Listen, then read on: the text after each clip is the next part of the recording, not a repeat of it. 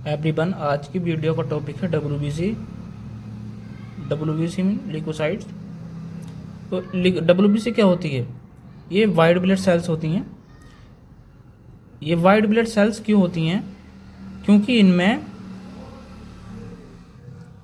कोई कलर नहीं होता, ये ओनली वाइट होती हैं। जैसे कि अब आरबीसी, आपकी आरबीसी में हीमोग्लोबिन होता है तो वो रेड होता है, तो उसकी वजह से आरबीसी रेड कलर की दिखाई देती है। इसमें कोई कलर नहीं होता है, ये वाइट कलर की होती हैं डब्ल्यूबीसी, इसलिए इन्हें डब्ल्यूबीसी वाइट ब्लड सेल्स कहा जाता है। अब ये इसके टाइप्स देख सकते हैं, टाइप्स ऑफ डब्ल्यूबीसी। तो इसमें दो तरह की सेल्स होती हैं। एक तो आपकी आ गई है ग्रेनुलोसाइट्स, जिसमें ग्रेन्यूल्स होते हैं, और आपकी आ गई है ए मतलब एब्सेंट मतलब कोई ग्रेन्यूल्स नहीं होती है। ए ग्रेनुलोसाइट्स, इसमें कोई ग्रेन्यूल नहीं होता है। सो ग्रेनुलोसाइट्स की कौन कौन सी सेल्स होती हैं? जैसे आपके आ गई है न्यूट्रोफिल्स। न्यूट्रोफिल्स ब्लड में बहुत ज़्यादा मात्रा में होती है। न्यूट्रोफिल्स आ गई, इसिनोफिल, आपकी बेसोफिल। न्यूट्रोफिल्स, तो ये न्यूट्रोफिल्स क्या काम करती है? मेनली काम होता है इसका, कोई भी बैक्टीरिया वगैरह है, बैक्टीरिया है, वो बॉडी में एंटर करता है तो उसको एनगल्फ करने का काम करती है, उसको खाने का काम करती है, किल करने का काम करती है, और ये इम्यूनिटी भी देती है। ये डब्ल्यूबीसी होती है, इम्यूनिटी भी देती हैं। तो आप ग्रेनुलोसाइट में देख सकते हैं, इसमें साइटोप्लाज्म होता है, इसमें ग्रेन्यूल्स नहीं होते हैं। तो कौन कौन सी सेल्स होती है? लिम्फोसाइट्स और मोनोसाइट्स। और जो ये न्यूट्रोफिल्स है, इनके जो ग्रेन्यूल्स होते हैं तो वो न्यूट्रल होते हैं। यह एसिड और बेस दोनों से कलर ले सकते हैं। मतलब कैसे? अब जैसे कि हम माइक्रोस्कोप से देख सकते हैं, तो माइक्रोस्कोप से कैसे देखेंगे? क्योंकि ये तो वाइट ब्लड सेल्स होती हैं, और इसके अंदर जो क्या बोलें, आपके जो ग्रेन्यूल्स होते हैं वो देखेंगे कैसे? तो उसके लिए, और किस कलर के होते हैं, किस टाइप के होते हैं, वो जानना बहुत ज़रूरी है। तो हम कैसे जानेंगे उसको? एक स्लाइड पे ब्लड लेके और माइक्रोस्कोप से देख सकते हैं, आसानी से दिखाई दे जाएंगे। और हम नेक्स्ट देखते हैं, आपका आ गया है न्यूट्रोफिल्स। न्यूट्रोफिल्स ब्लड के अंदर 50 से 70% होते हैं। सबसे ज़्यादा जो ब्लड के अंदर होती है डब्ल्यूबीसी में, न्यूट्रोफिल्स होती है, 50 से 70% होती है। और ये ब्लड में देखेंगे तो इस टाइप की सेल्स दिखाई देगी। न्यूट्रोफिल्स के जो ग्रेन्यूल्स होते हैं वो फाइन, मतलब बहुत छोटे होते हैं, और इनके कलर की बात करें तो वॉयलेट और पर्पल कलर के दिखाई देंगे अगर हम माइक्रोस्कोप से इसको देखें तो। और इसके न्यूक्लियस की बात करें, क्योंकि इसमें न्यूक्लियस होते हैं, तो इसके न्यूक्लियस की बात करें, न्यूक्लियस है मल्टीलूप्ड, मतलब ये बहुत सारे होते हैं, 2 से 7 लूप्स होते हैं लगभग, इसलिए इन्हें मल्टी लूप कहा गया है। और नेक्स्ट देखते हैं, आपकी आ जाती है इसोनोफिल। ये आपकी आ जाती है इसोनोफिल। तो ये ब्लड के अंदर 1 से 4% होती हैं, ओनली 1 से 4% होती हैं। और इसके ग्रेन्यूल्स की बात करें तो इसके ग्रेन्यूल्स कोर्स ग्रेन्यूल्स होते हैं। कोर्स मतलब होता है बड़े। इसके जो ग्रेन्यूल्स होते हैं वो बड़े होते हैं। और इसके कलर की बात करें तो ये रेड कलर होता है। इसका जो कलर होता है तो वो रेड कलर होता है। हम स्लाइड में माइक्रोस्कोप से देखेंगे तो इसका रेड कलर दिखाई देगा ग्रेन्यूल्स का। और इसके जो न्यूक्लियस की बात करेंगे तो स्पेक्टिकल शेप दिखाई देगा। स्पेक्टिकल शेप होता है, स्पेक्टिकल शेप मतलब चश्मे की तरह होता है। स्पेक्टिकल शेप बोलते हैं इसको, मतलब चश्मे की तरह इसके न्यूक्लियस होते हैं और इसके ग्रेन्यूल्स रेड कलर के होते हैं अगर हम माइक्रोस्कोप से देखें तो। और आपकी आ जाती है बेसोफिल। बेसोफिल ब्लड के अंदर बहुत बहुत कम होती है, 0 से 1% होती है ओनली बेसोफिल। और इसके सेल्स की बात करें जो माइक्रोस्कोप में दिखाई देता है तो इसके न्यूक्लियस जो होता है तो वो एस शेप का होता है। न्यूक्लियस इसका एस शेप का होता है और इसके जो ग्रेन्यूल्स हैं वो इसके भी ग्रेन्यूल्स कोर्स होते हैं, मतलब बहुत ज़्यादा बड़े होते हैं। और इसकी कलर की बात करें तो ब्लू कलर होता है इसका, ऐसे याद रख सकते हैं इसका कलर। बेसोफिल वी मतलब ब्लू, तो इसके क्या बोले बेसोफिल के जो कलर होता है सेल का ब्लू होता है, याद रख सकते हैं। बेसोफिल मतलब ब्लू। बेसोफिल में ग्रेन्यूल्स बहुत ज़्यादा होते हैं क्योंकि ये न्यूक्लियस को भी कभी कभी न्यूक्लियस को भी इसको भी कवर कर लेते हैं पूरी तरह से। Nucleus so high in number that the cover the nucleus and sometime nucleus is not properly basophil. इसमें बहुत ज़्यादा ग्रेन्यूल्स होते हैं जो न्यूक्लियस को भी कवर कर लेते हैं। तो ये बहुत ज़्यादा कम मात्रा में होती है ब्लड के अंदर जो बेसोफिल सेल होती है आपकी।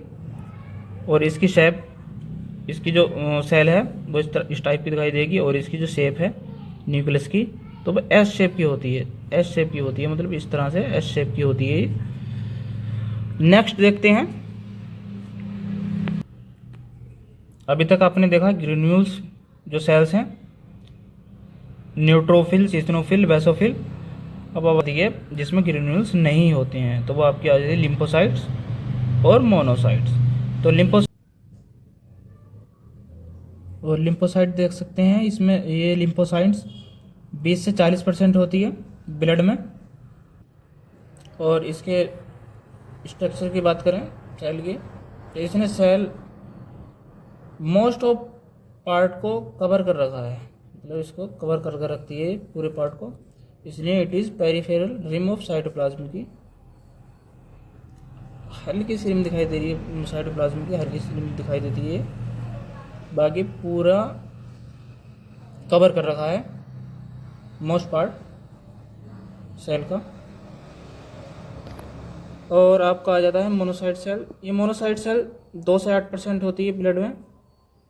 और ये स्ट्रक्चर है मोनोसाइट्स का। एक तो ये इसेंट्रिक न्यूक्लियस होता है। इसेंट्रिक मतलब एक तरफ को कहते हैं, ये एक तरफ है इसेंट्रिक, ये एक तरफ है जो इसका न्यूक्लियस है, सॉरी न्यूक्लियस है, जो इसका न्यूक्लियस है वो एक तरफ को है। और इसके शेप की बात करें तो किडनी शेप होता है। और ये इसका साइज जो होता है न्यूक्लियस का, तो साइज इज़ वेरी लार्ज, मतलब बहुत लंबा होता है। बाकी सेल को देखें तो न्यूक्लियस जिसका बहुत लार्ज होता है। और शेप की बात करें इसके शेप की तो ये किडनी शेप होता है, ये किडनी शेप होता है।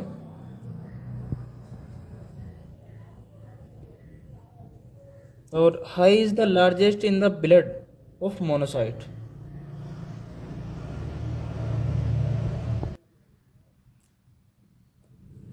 सबसे लंबी न्यूक्लियस सेल होती है ब्लड के अंदर मोनोसाइट्स।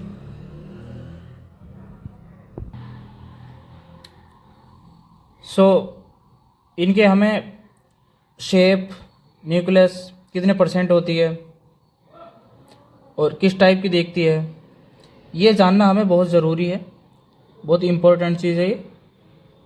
क्योंकि जब हम टेस्ट कराते हैं, जैसे आपका एक तो सीबीसी में आपका एक टीएलसी आती है और एक आपका आता है डीएलसी। तो टीएलसी क्या होती है? टीएलसी होती है टोटल ल्यूकोसाइट काउंट और डीएलसी होती है डिफरेंशियल ल्यूकोसाइट काउंट। टीएलसी मतलब टीएलसी, अगर टीएलसी देखते हैं तो कोई भी इन्फेक्शन वगैरह है तो वो उससे पता चलता है कि सारी सेल्स इंक्रीज़ हैं। जो टीएलसी है वो अगर उसको अगर देखते हैं तो उससे बाकी सेल्स नहीं देख सकते। जैसे न्यूट्रोफिल्स, ईसिनोफिल्स, आपकी ये सेल्स हैं, ये सेल्स नहीं देख सकते ये इंक्रीज़ हैं कि नहीं हैं, कितनी इंक्रीज़ हैं और क्या क्या दिक्कत आ सकती है अगर इतनी इंक्रीज़ हो जाए। तो टीएलसी से बाकी सेल्स का कोई परसेंटेज नहीं देख सकते, तो इसलिए हमें डीएलसी करना होता है, जिसमें कि डिफरेंशियल ल्यूकोसाइट काउंट होता है। डिफरेंशियल में पता लगता है, जैसे कि बेसोफिल है तो ब्लड के अंदर 0.1% होती है, इसकी मात्रा बढ़ती है तो क्या दिक्कत होएगी, और आपका न्यूट्रोफिल्स है अगर ये बढ़ेगी तो क्या दिक्कत होएगी। तो ये सारी चीज़ें करने के लिए डिफरेंशियल ल्यूकोसाइट काउंट करना होता है। टीएलसी ओनली ये बताती है, वैसे तो टोटल ल्यूकोसाइट काउंट होता तो बता देती है कि नंबर, सेल के नंबर बढ़े हुए हैं, लेकिन कितने बढ़े हुए हैं उसके लिए डीएलसी करना बहुत ज़रूरी होता है। तो आगे देखते हैं हम इनके क्या क्या फंक्शंस होते हैं, मेजर फंक्शन क्या क्या होते हैं न्यूट्रोफिल्स वगैरह के, ये किस कंडीशन में कैसे रिएक्ट करती हैं और क्या क्या काम है इसके।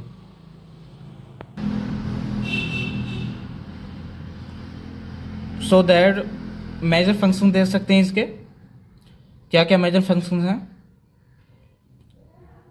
किस किस के अगेंस्ट ये काम करती हैं, क्या मेन रोल है इनका।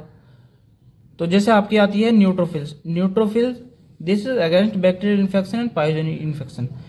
यह बैक्टीरियल इन्फेक्शन या पायोजेनिक इन्फेक्शन होता है तब यह किलिंग करती है। मतलब बैक्टीरियल इन्फेक्शन हुआ, किसी को फीवर वगैरह आया या अदर बैक्टीरियल इन्फेक्शन है, तो उस बैक्टीरिया को ये पकड़ के किल करने का काम करती है, उसको खाने का काम करती है। इसका मेन रोल ये है, और ये इम्यूनिटी देती है। कोई भी बैक्टीरिया वगैरह अगर बॉडी में एंटर करता है तो सबसे पहले ये सेल्स जाएगी और जाने के बाद में उसको पकड़ेगी और उसको किल कर देगी, उसको खा जाएगी। तो मेन काम इसका यही होता है, बैक्टीरिया इन्फेक्शन या पायोजेनिक इन्फेक्शन को किल करने का काम करती है, उसके अगेंस्ट काम करती है। अब आपकी देख सकते हैं इसिनोफिल, ये एंटी एलर्जिक इन्फेक्शन के अगेंस्ट काम करती है और पैरासाइट इन्फेक्शन में भी काम करती है। जैसे डिसीज़ है आपका एस्केरिसिस एंड हेलमिन्स, तो इसमें भी ये काम करती है। बाकी ये एलर्जी के अगेंस्ट काम करती है। ये एंटी एलर्जिक सेल्स है इसिनोफिल्स आपकी, और ये लोकल इम्यूनिटी भी देती है। ये आपकी लोकल क्या बोले इम्यूनिटी जो होती है वो देती है। और जैसे जीआईटी गैस्ट्रो इंटेस्टाइनल ट्रैक्ट होती है तो यह लोकल इम्यूनिटी भी देती है। और जीआईटी की म्यूकोजा है और यूरिनरी ट्रैक्ट, तो वहाँ पर यह इंक्रीज नंबर में होती है और वहाँ पर ये इम्यूनिटी प्रोवाइड कराती है किसी भी बैक्टीरिया इन्फेक्शन से, यानी कि वहाँ पे इन्फेक्शन नहीं होने देती। और अगर ये ब्लड में अगर बढ़ जाती हैं तो समझ लीजिए जीआईटी में यूरिनरी ट्रैक्ट में इन्फेक्शन वगैरह है, तो ये उसी को प्रोवाइड कराती है। नेक्स्ट आती है आपकी बेसोफिल। बेसोफिल हिस्टामिन रिलीज़ कराती है। इसके जो ग्रेन्यूल्स होते हैं वो हिस्टामिन को रिलीज़ कराते हैं और एलर्जिक रिएक्शन कराते हैं, बॉडी पे रेड रेड हो जाते हैं। तो ये इसी का काम है बेसोफिल का। ये इसका हिस्टामिन जो है उसको रिलीज़ करती है और ये आपकी एलर्जिक करवाता है। आपका आ जाती है लिम्फोसाइट्स। तो लिम्फोसाइट सेल जो होती है तो वो दो में डिवाइड होती है, एक टी लिम्फोसाइट होती है और एक बी लिम्फोसाइट होती है। तो टी लिम्फोसाइट क्या होती है? T lymphocyte cell mediated immunity is by T lymphocyte. ये सेल मीडिएटेड इम्यूनिटी प्रोवाइड कराती है टी लिम्फोसाइट के द्वारा। ये टी लिम्फोसाइट, बी लिम्फोसाइट क्या होती है, ये हम इम्यूनिटी में पढ़ेंगे।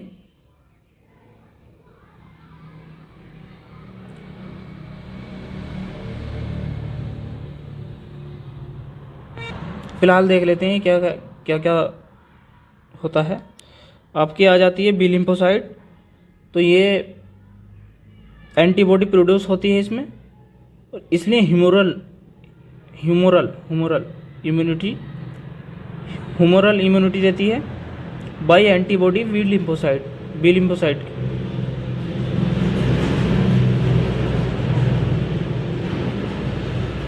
तो ह्यूमोरल इम्यूनिटी क्या होती है, हम इम्यूनिटी के पार्ट में पढ़ाएंगे। फिलहाल ये एंटीबॉडी के द्वारा B lymphocyte humoral immunity produce कराती है। आपकी आ जाती है मोनोसाइट सेल। मोनोसाइट ब्लड में 10 से 20 घंटे रहती है और ब्लड वेसल से निकल के टिश्यू में आ जाती है, तब उनको मैक्रोफेजेस, मतलब जब ब्लड में है तब तो ये मोनोसाइट्स, जब ये टिश्यू में आ जाती है तो यहाँ पे इसको नाम दिया गया है मैक्रोफेजेस।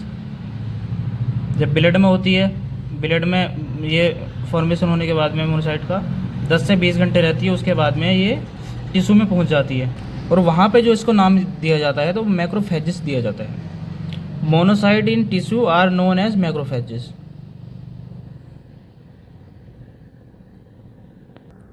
और हमारे ब्लड के अंदर जो फैगोसाइटोसिस का जो काम करती है, मतलब फैगोसाइटोसिस मतलब होता है बैक्टीरिया को पकड़ के खा जाना, तो उसका जो काम करती है तो वो न्यूट्रोफिल्स और मोनोसाइट सेल काम करती है।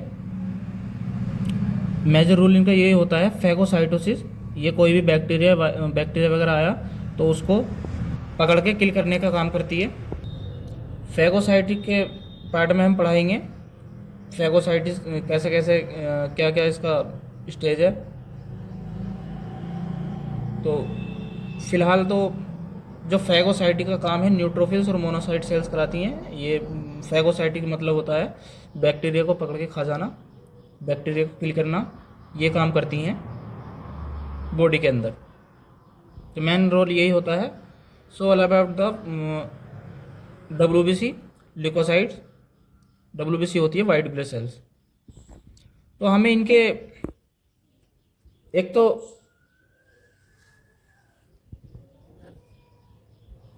मेजर रूल जानना ज़रूरी होता है कि क्या क्या किस किस के खिलाफ काम करती हैं, और दूसरा